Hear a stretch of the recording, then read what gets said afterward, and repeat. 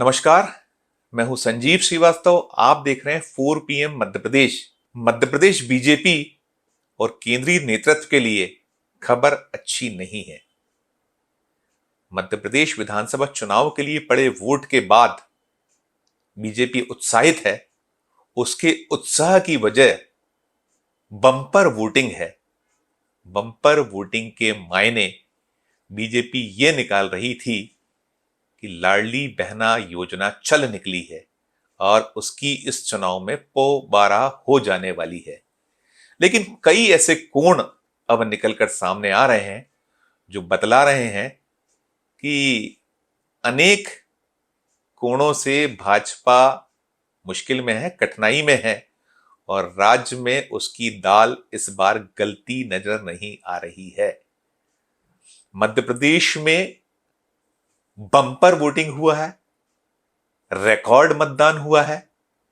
1956 में मध्य प्रदेश बना था और 1956 के बाद से अब तक 77.15% वोट पड़ने का रिकॉर्ड बना है। इसके पहले रिकॉर्ड 2018 में बना था जब 75.63% वोटरों ने वोट डाले थे और 2013 के मुकाबले बड़े वोट ने भाजपा को सत्ता से बाहर कर दिया था। बीजेपी 109 पर टिकी थी और कांग्रेस को 114 सीटें मिली थीं।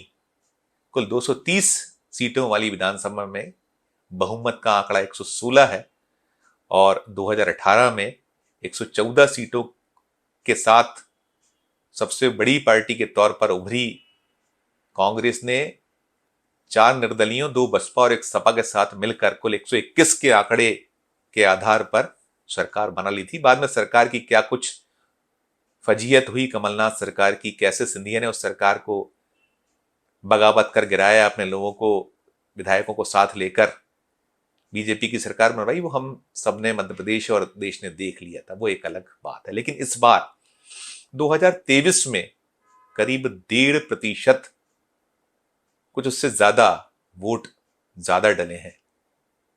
तो बीजेपी यह मानकर चल रही थी या उसके जो पैरोकार हैं, रणनीतिकार हैं, वो कह रहे थे, दावा कर रहे थे कि फिर सत्ता में बीजेपी मध्य प्रदेश में आ रही है, क्योंकि जो वोट पिछले बार की तरह ही पड़े हैं और जो थोड़ा सा आंकड़ा ऊपर गया है वो उसे फायदा दिला रहा है। अलग अलग गणित लगाए जा रहे थे और इन सब गणितों के बीच चुनाव आयोग के सभी आंकड़े अब आ चुके हैं। तो उन आंकड़ों के आधार पर बहुत ही दिलचस्प से नजारे, बहुत ही दिलचस्प सी जो एक सांख्यिकी है वो सामने आ रही है। मध्य प्रदेश में 50 ऐसी सीटें रही हैं 230 में से जहां वोटों का प्रतिशत गिरा है।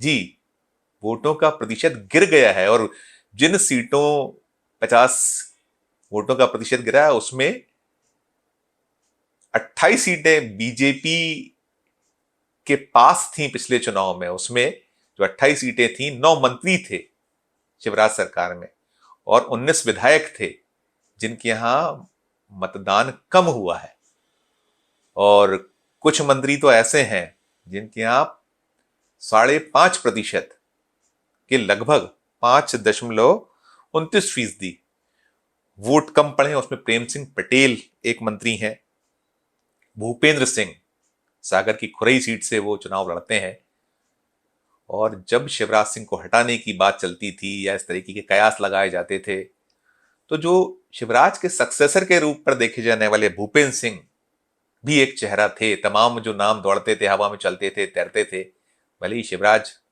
सत्ता संभालते रहे लेकिन जब चला तो उनका नाम भी आया और उनके क्षेत्र में, भूपेंद्र सिंह के क्षेत्र में 2.2% वोट कम पड़े।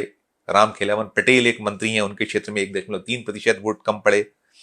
उषा ठाकुर जो मालवा क्षेत्र से आती, महू से वो चुनाव लड़ती हैं, उनके यहां 2.3% वोट कम डला है। और भोपाल में एक बहुत सुरक्षित सीट है, नरेला सीट, जहां से विश्वास सारंग आते हैं, विधायक हैं वो, वहां उस सीट को प्रतिनिधित्व करते हैं और मंत्री हैं शिवराज कैबिनेट में। उनके यहां 0.53% वोट कम पड़े हैं। तो 28 सीटें ऐसी हैं जहां बीजेपी के विधायकों के क्षेत्र में वोटों का कम पड़ना, फिर 20 कांग्रेस के विधायकों की सीटें ऐसी हैं जहां वोट का प्रतिशत कम हुआ है, एक बसपा एक निर्दलीय के यहां वोट का प्रतिशत कम हुआ है, तो कुल 50 सीटें ऐसी हैं। और इसके अलावा जो पूरा का पूरा सांख्यिकी अब आ गया, उसमें बहुत सारी सीटें ऐसी भी निकल कर आई हैं जहां महिला वोटरों ने पुरुषों की तुलना में कम वोट डाले हैं। कैसे लाडली बहना योजना चल रही है। अब ये ताजा आंकड़े, ताजा सांख्यिकी तो अलग कुछ कहानी कह रहा। और वैसे भी जितने भी सर्वेक्षण आए हैं चुनावी, या जो ओपिनियन पोल्स हैं, या पार्टी के अपने आंतरिक सर्वेक्षण, आंतरिक उन्होंने जो आकलन कराया, उसमें भी बीजेपी की हालत खस्ता थी। और आज से 4-1 महीने पहले तक तो यह स्थिति थी कि जो राष्ट्रीय स्वयं सेवक संघ है, आरएसएस जो है, आरएसएस भी आकलन कराता है, उसके यहां भी सब कुछ देखा और परखा जाता है, बहुत सारी चीजें नागपुर से ही संचालित होती हैं। तो उनका अपना जो सर्वे था, उस सर्वे में 60 सीटें 4 महीने पहले थी। और उसी के थोड़ा सा पहले जब खुद बीजेपी पा रही थी या मध्य प्रदेश की सरकार पा रही थी, तो शिवराज सिंह चौहान ने एक लाडली बहना स्कीम को लॉन्च किया था, जिसमें 1,000 रुपए महीना देने की शुरुआत की गई थी। और उसके घोषणा के साथ ही कांग्रेस ने काउंटर कर दिया था कि यदि हम सत्ता में आए तो 1,500 रुपए देंगे। और उसके बाद मामा शिवराज सिंह चौहान को कहना पड़ा था कि वो अपनी बहनों को 3,000 रुपए तक देंगे। और घोषणा को 1,000 से शुरू करके 1,250 तक ले जाया गया था। कहा गया था बार बार, जितनी भी चुनावी सभाएं आचार संहिता लागू होने के पहले, या जो एक चुनाव का माहौल क्रिएट करने के लिए जो प्रयास होते हैं, उसमें बार बार शिवराज सिंह चौहान ने कहा था कि 1,000, 1,250, 1,500, 1,750, 2,000, 2,250, 2,500, 2,750 और फिर 3,000 तक इस योजना को ले जाया जाएगा। और देखिए, एक बड़ा अजीब सा हालात रहे। जब बीजेपी का संकल्प पत्र आया तो वो 3,000 की बात उस योजना घोषणा पत्र में नहीं थी, या संकल्प पत्र में नहीं थी, जैसे कांग्रेस ने बहुत मुद्दा बनाया। जैसे कहा गया कि देखिए उनकी नीयत और दावों में कितना फर्क है, और कांग्रेस ने काफी सारी गारंटियां दी हैं। तो जो चुनाव रहा है मध्य प्रदेश का, अब तो सभी 230 सीटों के लिए जो 2,500 से ज्यादा उम्मीदवार थे मैदान में, सबका भाग्य ईवीएम में कैद है। लेकिन इन सब के बीच जो आंकड़े आए हैं, वो कुछ अलग कहानी बयां कर रहे हैं। कुछ नई एक समीकरण और समीक्षा के संकेत उनसे मिल रहे हैं पूरे के पूरे, की क्या कुछ मध्य प्रदेश में जो संभावित है, क्या हो सकता है, किस करवट में बैठ सकता है, उसकी काफी तस्वीरें साफ कर रहा है। हालांकि अंतिम फैसला तो 3 दिसंबर को वोटों की गिनती के बाद, जब ईवीएम का काउंटिंग बटन दबेगा, वो उसके बाद निकल कर सामने आने वाला है। लेकिन ये पूरा का पूरा जो एक सांख्यिकी है, उसने बीजेपी की नींद तो उड़ा रखी है, मुश्किलों में उसको डाला हुआ है। गणित बिगड़ रहे हैं, जवाब अब नहीं माकूल वो दे पा रही है। और एक बात और भी है, जो केंद्रीय आसूचना ब्यूरो है, इंटेलिजेंस ब्यूरो, उसकी रिपोर्ट भी, जो ताजा रिपोर्ट जो दिल्ली गई है, जो हमें सूत्रों ने बताया है, वो भी बड़ी चौंकाने वाली है। वो रिपोर्ट महज और महज 82 सीटें देने की बात बीजेपी को कर रही है, कि बीजेपी को सिर्फ और सिर्फ 82 सीटें मिल सकती हैं। आंकड़ा कुछ इससे कम भी होने की संभावना है, सूत्र जतला रहे हैं। क्योंकि जब रिपोर्ट बनाई जाती है तो कई बार ऐसा ना हो कि जब रिपोर्ट आला कमान तक, या जो जिन तक पहुंचती है, ये जो जिनको पहुंचानी है रिपोर्ट, वहां तक पहुंचे और उनका कोप भाजन का शिकार ना बनना पड़े। तो उसमें भी कुछ थोड़ा सा बड़ा चढ़ाकर रिपोर्ट भी कई बार पेश करना पड़ती है। तो अब भगवान जाने क्या कुछ इसके पीछे और कैलकुलेशंस रहे होंगे, या क्या स्थिति है। लेकिन हाँ, अगर 82 का आंकड़ा भी है तो साफ दर्शा रहा है कि बीजेपी का मध्य प्रदेश में डिब्बा गुल हो रहा है। 230 सीटें हैं, 230 में 116 का आंकड़ा करिश्माई है। और जैसा मैंने कहा कि राहुल गांधी तो बहुत दिनों से कह रहे हैं कि 140, 145, यही बात दिग्विजय सिंह कह रहे हैं, 130 प्लस।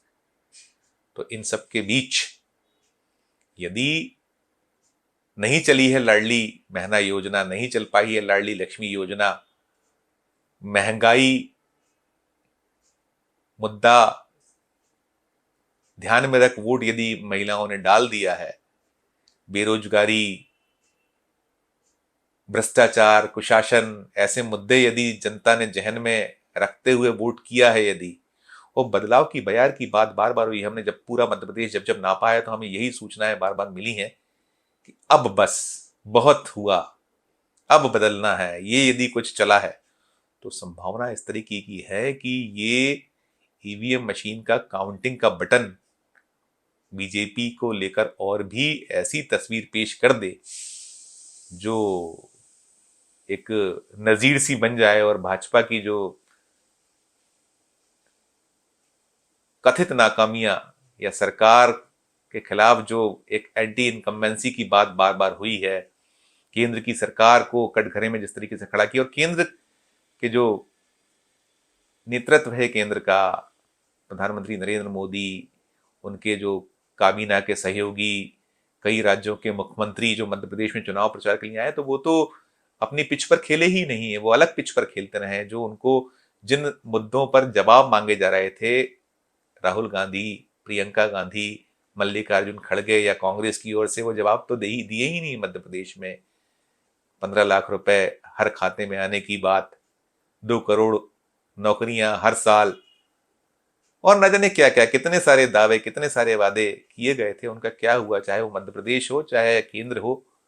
और जो गारंटियां मध्य प्रदेश में दी गई हैं कांग्रेस की ओर से, किसानों का कर्जा माफ, 5 हाउस पावर तक की बिजली मुफ्त, घरेलू बिजली का उपयोगकर्ता को 100 यूनिट बिजली मुफ्त, 200 यूनिट बिजली के bill half, old pension scheme, 25 lakh तक हर शख्स को स्वास्थ्य की योजना, बीमा, और ऐसे जो तमाम है। 450 रुपए का जो बीजेपी का वादा था, उसने 500 रुपए का सिलेंडर देने की जो गारंटी कांग्रेस की ओर से दी गई, और जो उन्होंने गिनाया है कि जितने भी हमारे वादे और दावे हैं, हिमाचल में हमने पूरे किए हैं, कर्नाटक में हमने करके दिखाया है, राजस्थान में ये सब हो रहा है। तो जनता संभवतया एक तो बहुत लंबे समय से, करीब 18 साल से कुछ ज्यादा हो गया है बीजेपी के शासन को मध्य प्रदेश में, वही वही चेहरे और वही वही सब कुछ, और साथ साथ जो बीजेपी का केंद्रीय नेतृत्व भी कुछ कंफ्यूज सा रहा। यहाँ मध्य प्रदेश की चुनावी कमान पूरी ली जरूर उसने अपने हाथों में, लेकिन उस सब के बीच जो शिवराज को पीछे किया गया, उनकी उपेक्षा की गई, ओबीसी को लेकर जो कार्ड राहुल गांधी खेल रहे हैं अभी भी देश भर में, और जातिगत जनगणना की बात कर रहे हैं, वो सब के बीच बीजेपी नेतृत्व की ओर से कुछ ऐसी गलतियां मध्य प्रदेश में होती दिखी हैं इस बार भी। जो चौथी और 5वीं सूची जो आई मध्य प्रदेश विधानसभा चुनाव के लिए उम्मीदवारों की, उसमें भी दिखा कि जिन चेहरों को लेकर एंटी इनकम्बेंसी थी, उन्हें भी पार्टी बदल नहीं पाई। तो जो पूरी की पूरी स्थितियां और हालात हैं, और इन सब के बीच जो केंद्रीय सूचना ब्यूरो का जो रिपोर्ट दिल्ली पहुंचने की जो हमें सूचना है कि दिल्ली पहुंची है, जिसमें ये कहा गया है कि डिब्बा गुल हो रहा है बीजेपी का मध्य प्रदेश में, वो बेशक मध्य प्रदेश बीजेपी को तो बेचैन कर ही रही है, लेकिन साथ साथ केंद्रीय आला कमान की नींद भी उसने उड़ाकर रख दी होगी। आज के वीडियो में सिर्फ इतना ही। हम फिर किसी नए वीडियो के साथ आपके समक्ष उपस्थित होंगे। मध्य प्रदेश का हमारा ये चैनल नया है, इसे लाइक कीजिए, इसे सब्सक्राइब कीजिए, हमारे इस वीडियो को अधिक से अधिक लोगों तक शेयर जरूर कीजिए, और हमारे इस चैनल को ज्वाइन भी कीजिए, हमारी हौसला अफजाई कीजिए, और देखते रहिए 4 PM Madhya Pradesh, 4 PM national और 4 PM हमारे अन्य राज्यों के चैनलों को। धन्यवाद, नमस्कार।